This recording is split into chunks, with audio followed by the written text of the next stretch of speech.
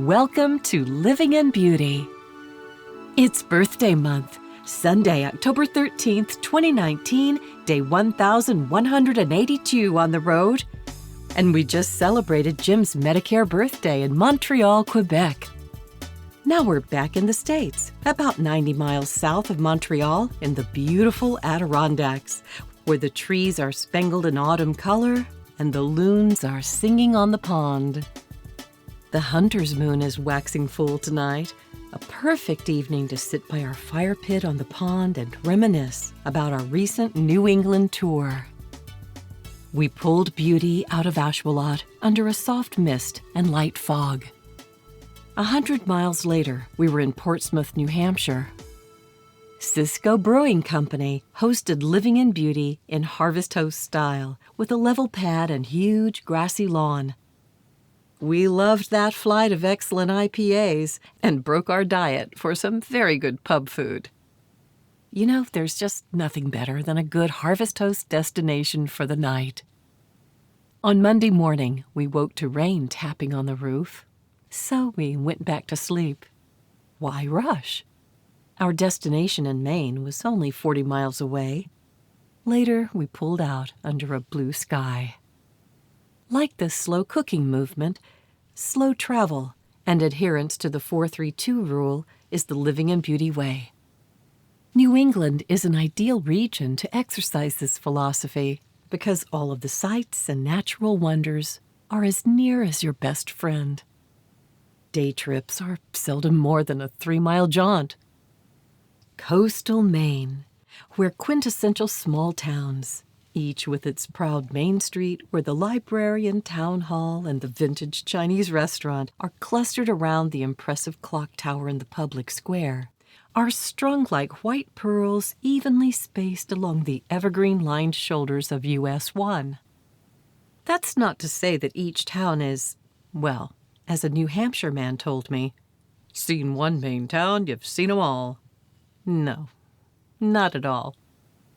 Sure, at a glance the similarities can be striking, but if one takes the time, each community has unique layers of culture and history. The great thing about New England is it's no big deal to just move along until the whoopie pie of your eye appears. On a whim, we visited the colorful and rowdy Old Orchard Beach. As seasonal beach towns go, it was fun, but we just weren't in the mood. Okay, enough of that. We longed for those picturesque harbors and hideaway beaches nestled between granite cliffs, the sort of places that make you feel as if you've been there before.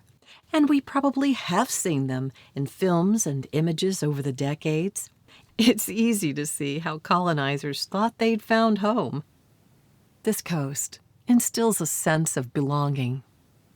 On a bike trail, we met some wonderful locals who kindly guided us toward beautiful yet developing rail trails which meandered through wooded areas, wetlands, coastlines, and quiet neighborhoods. It was definitely a win to ferry over from Portland to Peaks Island on our bikes and take in this gorgeous coastline. And while in Portland, we picked up a new television at Best Buy since our not-so-old one had a fatal accident last month while towing Beauty across a rough spot on a railroad track.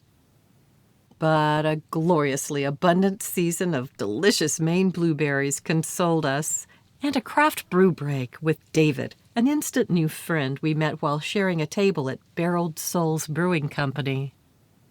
On our way out of town, we stopped in Freeport and found Jim a new winter coat at the LL Bean outlet.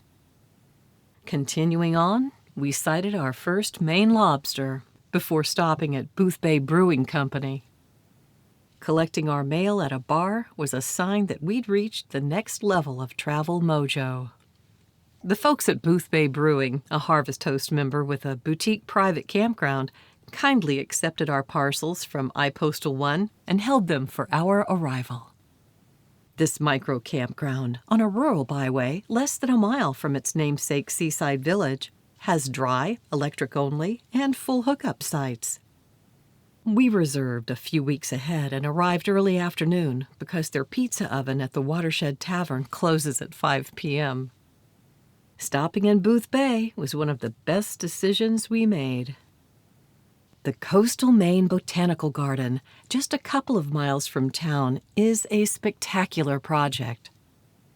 Our friend advised us to make time for Red's Eats, a couple of miles over the bridge in Wiscasset. Red's is so popular that even though we arrived an hour before the 11:30 a.m. opening, we were still sixth in line. By the time we were served, the line was wrapping the block, a 3-hour wait. Worth it. The lunch was the best deal in town, and the line was fun and educational as the locals taught us more about the area.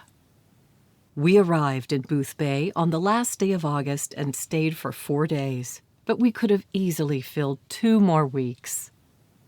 These tranquil, predictable, and hospitable Maine villages give us a sense of well-being, like a cushion of civility in a rigid world.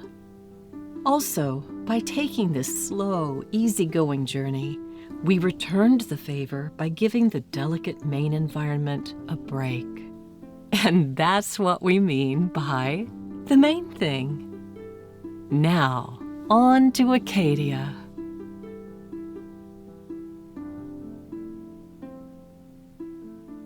Thank you for joining us at Living in Beauty. If you like this post and want to be notified when a new one is released, please enter your email address and click the follow button at the bottom of this page. For more info, check out our travel maps and facts. Okay, that's it for now. Safe and happy travels, and see you next time.